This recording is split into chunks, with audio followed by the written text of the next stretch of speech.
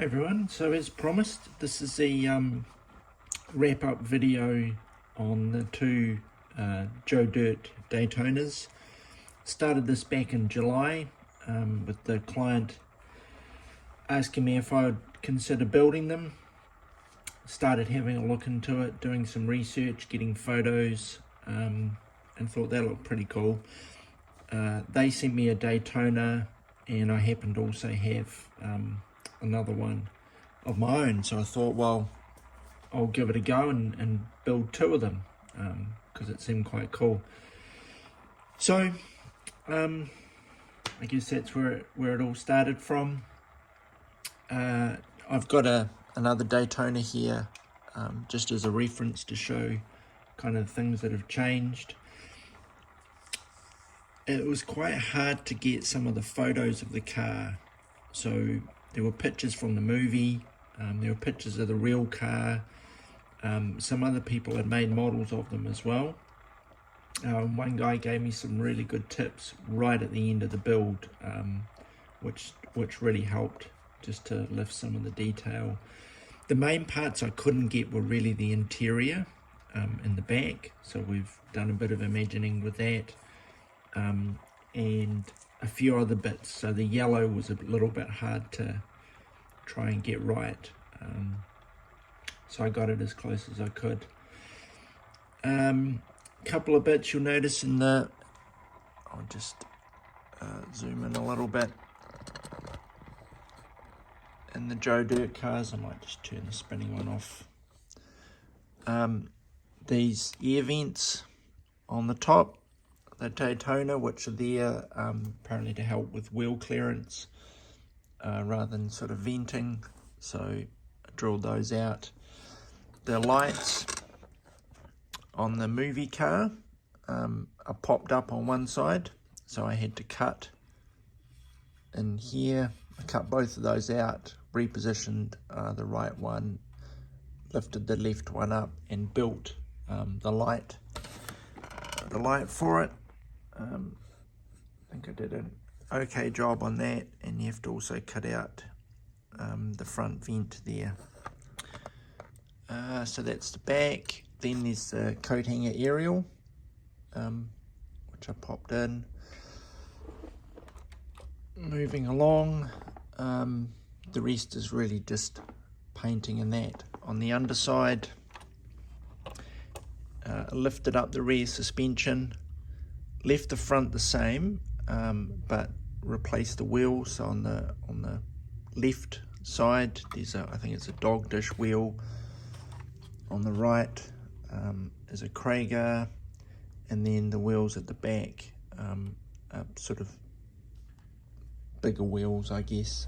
Not quite movie accurate as I wanted to get, but as close as I could. So other than that is the painting. Basically the back and the roof are yellow except the boot, which is rusted.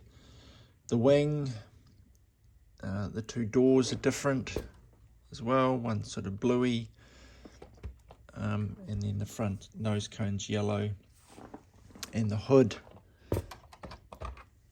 is rusty.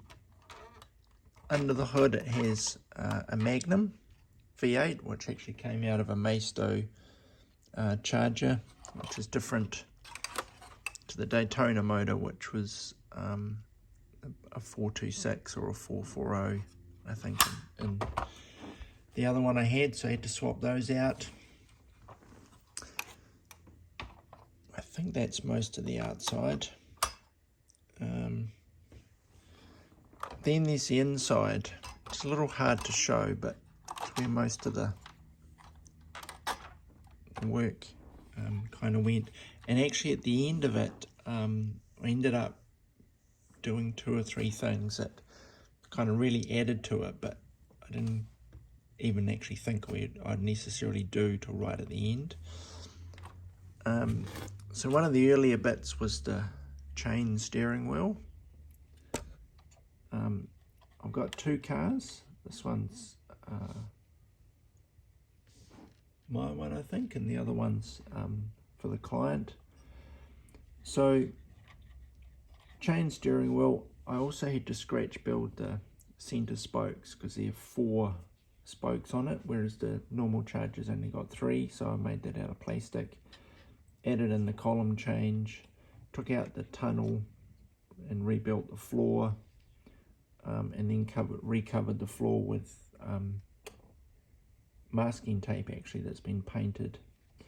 The seats got covered in the blue and the purple. It was sort of like stick-on felt that I then spray painted for the colour. To cut the door cards out to match the real car, painted the dash white. I've put, a little bit hard to see, but can I zoom in on it?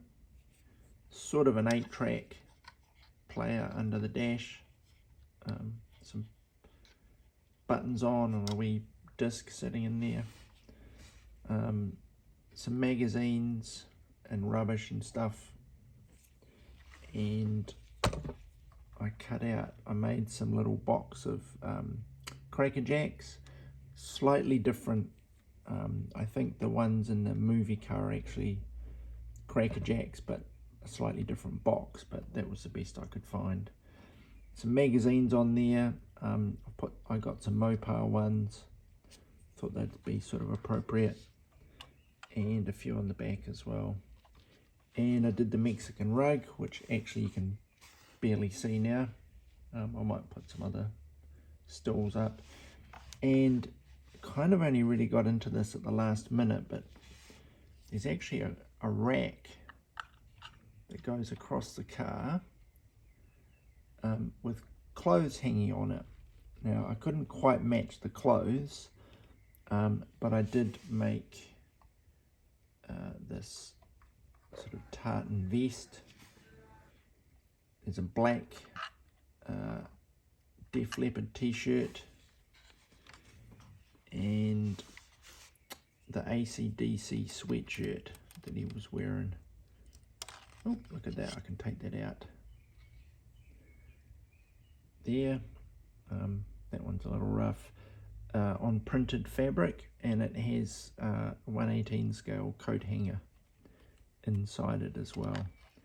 The glue I used kind of made it a little bit stiff, so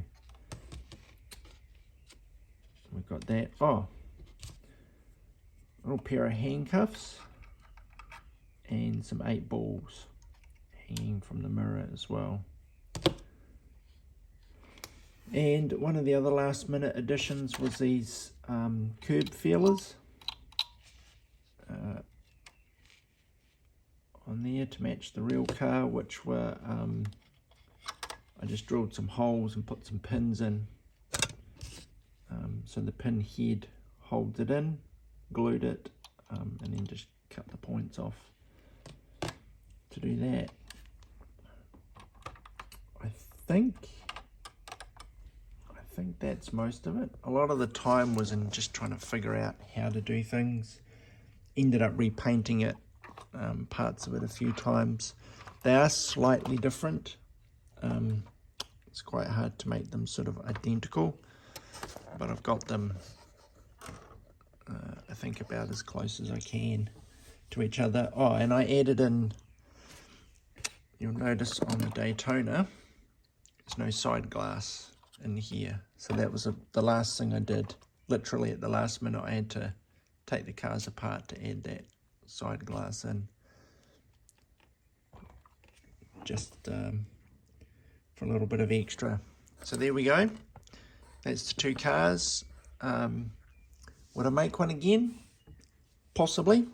I've got my own one, so I've kind of done the research on there. Quite a tricky build, quite time consuming. I think someone would probably have to chuck a lot of cash at me before I made another one, but you never say never. So there we go. I hope you enjoy them, and I'm pretty sure the new owner's gonna love his one. Thanks for watching.